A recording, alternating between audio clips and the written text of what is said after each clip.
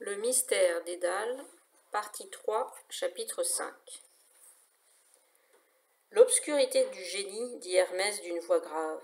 Voilà ce que j'ai eu tant de peine à déchiffrer aujourd'hui. Et Dédale lui-même m'a donné bien plus de fil à retordre que son meurtrier. Le labyrinthe qu'il a construit en Grèce n'a pas été le seul. Des mensonges et des secrets dressés comme des murs, des fausses pistes pour tromper les curieux, les impasses de l'enfance. Sa vie est une route qui n'a jamais cessé de se tordre. Hadès applaudit avec ravissement. Oh, les belles métaphores! Quelle inspiration, mon cher neveu! J'espère que tu ne m'en voudras pas si je les reprends dans mon recueil d'énigmes. Si c'est pour ce genre de spectacle qu'on m'a dérangé, grogna Héphaïstos, en faisant jouer les muscles de ses épaules, je ferais mieux de retourner à mon atelier. Il se levait déjà, faisant crisser les attaches en cuir de son armure, et il fallut qu'Aphrodite, avec un grand sourire, lui fasse signe de venir s'asseoir près d'elle pour qu'il renonce à partir. Continue, dit Eros, installé en tailleur contre un mur. Hermès hocha la tête. C'est une histoire d'orgueil et de jalousie. Un inventeur génial, habitué trop tôt aux honneurs et à l'admiration des siens, trop sûr de son talent, envieux du pouvoir des Olympiens. Tout était réuni pour qu'à 15 ans, Dédale soit déjà condamné. Et tout a commencé ici, sur les remparts de l'Acropole, quand il a jeté dans le vide ce neveu dont il jalousait les premiers succès. Il a fait passer le meurtre pour un accident, puis il s'est hâté de partir à Knossos. Athènes était trop étroite pour lui, de toute façon, et depuis sa défaite contre la Crète, elle n'était qu'une ville promise au déshonneur et à la ruine, indigne de ses ambitions. Ce n'est pas là qu'il trouverait la gloire. Héphaïstos écoutait à peine à présent. Il adressait à sa femme des coups d'œil tendres, et l'air emprunté, il regardait la main délicate qu'elle avait posée près de lui, sur le banc, se demandant sans doute comment il allait pouvoir la prendre entre ses paumes trop grosses et salies par le feu de la forge. Aphrodite faisait mine de ne s'apercevoir de rien, mais elle rosissait d'émotion. Ce premier virage, poursuivit Hermès, Dédale l'a pris aussi pour fuir son premier fantôme, celui qui le hanterait toute sa vie. De tout son passé, il n'avait conservé qu'un coffre où il entassait de vieux outils et ses affaires de voyage. J'y ai trouvé un squelette de poisson, certainement celui dont Talos s'était inspiré autrefois pour inventer la scie qu'il avait gardée avec lui comme un remords où qu'il aille. Il se tourna vers Hadès. Te souviens-tu de ce qui a eu lieu ce matin sur le Styx? Tu parles de l'assaut contre la barque de Charon? Répondit son oncle en triturant les franges de sa robe mauve. J'y ai réfléchi, et je crois que nous devrons très bientôt assécher le fleuve une fois pour toutes, purger le lit de toutes ces âmes mauvaises. Un pont ne suffirait pas à en écarter le danger, finalement. Un jour, il se passera un drame, et c'est moi qu'on accusera. Tu es injuste, Hadès. Peut-on vraiment en vouloir à Talos d'avoir voulu entraîner Dédale dans le Styx? Talos? Mais... Hadès eut un rire nerveux. Tu veux dire qu'il aurait volontairement renoncé à entrer aux enfers pour se venger de son oncle? C'est insensé. Personne ne serait assez fou pour sacrifier ainsi son éternité dans les eaux du Styx. Et cependant, c'est exactement ce qui s'est passé, quand elle lui a rendu les derniers honneurs. Perdix, sa mère, n'aura pas manqué de lui mettre une pièce d'or dans la bouche, mais je suis sûr qu'il l'aura laissé tomber quelque part sur le chemin qui mène au Styx.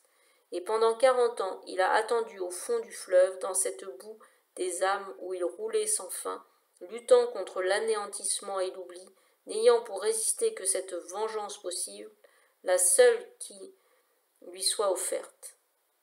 Oh, Hadès, je m'en veux tellement. Non, pas d'avoir aidé Dédale, je ne suis pas un juge des enfers, mais de ne pas avoir sauvé Talos quand l'occasion s'est présentée, de ne pas l'avoir extirpé du Styx au lieu de l'y enfoncer.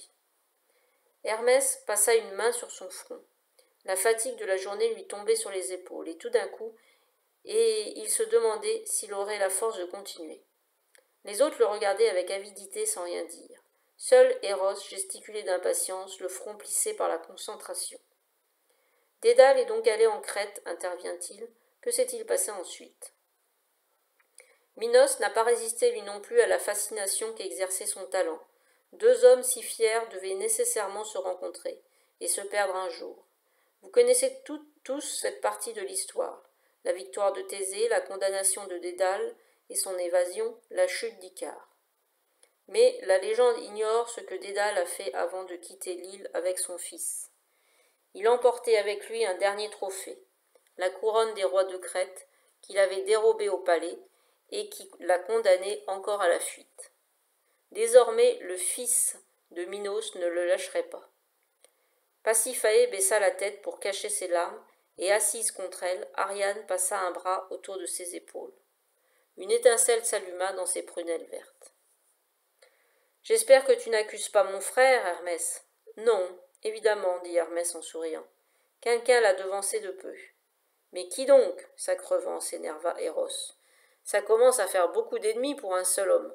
J'en ai le tournis, moi. »« Mais oui, ironisa Apollon, nous mourrons d'envie de connaître la vérité. » Le dieu solaire avait été le seul à refuser de s'asseoir, et il faisait les 100 pas entre les colonnes, écoutant à distance comme si les explications d'Hermès ne le concernaient pas. Sa moquerie avait pourtant quelque chose d'un peu forcé. Craignait-il qu'Hermès n'évoque devant tout le monde les morts douteuses d'Icare et d'Assyria? Hermès regarda tour à tour ceux qui l'écoutaient, essayant de déchiffrer la peur ou la curiosité qui brillait dans leurs yeux. Puis il prit une profonde inspiration. Assez vite, j'ai su qu'un dieu était impliqué dans ce meurtre qui comportait tant d'étrangetés. Mais je me heurtai à deux questions. Pourquoi avoir tué Dédale précisément hier? Et qui avait produit cette lumière blanche qu'on a vue sur les lieux du crime? Il montra Apollon du doigt. Naturellement, tu étais le coupable tout trouvé. Tu n'ignorais rien des projets dont Dédale prévoyait l'exécution en Afrique. Quel projet demanda Eros. Hermès sourit avec malice. C'est un des nœuds de l'affaire, en effet, et je n'en aurais jamais compris la fin mot si je n'avais pas vu la statue vivante du Minotaure. Cette statue pleine de violence et de haine. Ce que Dédale mettait au point en secret dans cette montagne isolée, c'est une guerre contre les dieux.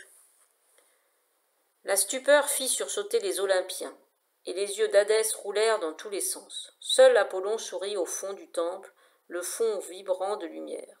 « Tu ne me déçois pas, Hermès. Je savais que tu finirais par comprendre. Année après année, Dédale a nourri une telle soif de pouvoir, une telle méfiance envers nous. Il suffit de voir les statues de marbre noir auxquelles il travaillait en Afrique, les traits effroyables qu'il nous a donnés. Bien sûr, c'était une armée de pierre, encore bien peu nombreuse, mais s'il avait eu le temps d'en façonner 1000, s'il avait détaché leurs chaînes pour leur donner vie et les lâcher contre l'Olympe, qu'aurions-nous fait alors? C'est effroyable, murmura Hadès, emporté par un frisson. Un homme que nous avons tant admiré. Et Phaïstos se leva, prenant le coude d'Aphrodite, pour la forcer à l'accompagner. Eh bien, c'est parfait. Nous te remercions tous, Apollon, de nous avoir épargné cette menace. Bonne nuit à tous. Rassieds-toi, dit sèchement Hermès. Apollon n'y est pour rien. Il n'est pas le seul à s'être défié de Dédale, à s'être senti trahi par cet homme qu'on admirait tant. Il y a les femmes aussi. Il en a fasciné beaucoup, et il en est une qui s'est laissée prendre, une femme encore naïve qu'il a côtoyée, l'a vue travailler de près, une femme que Dédale n'a pas choisie, pourtant, et qui a voulu se venger. Ariane leva le menton très pâle. « Est-ce de moi que tu parles ?» Dionysos bondit, les joues plus rouges que d'ordinaire. « Prends garde, Hermès, dit-il en pointant un doigt vers son frère. Le jeu que tu nous imposes va trop loin. Ariane a trop souffert de la folie des hommes pour céder, elle aussi à la violence et au meurtre. » Hermès secoua la tête.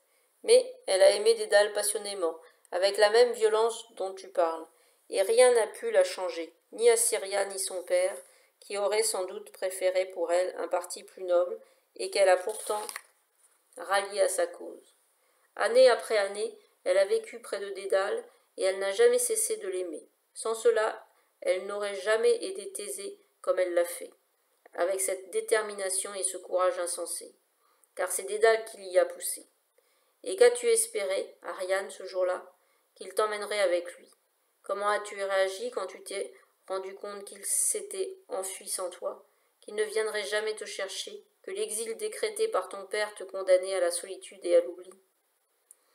Ariane se plia en deux, poussant un long gémissement de douleur. Tu es fou, rugit Dionysos, les poings fermés. La semaine dernière, pendant la fête qu'elle a donnée à Eryx, et où elle a un peu trop bu, Aphrodite s'est livrée à quelques confidences qui vous ont remis sur la piste de Dédale. L'occasion était belle de se venger.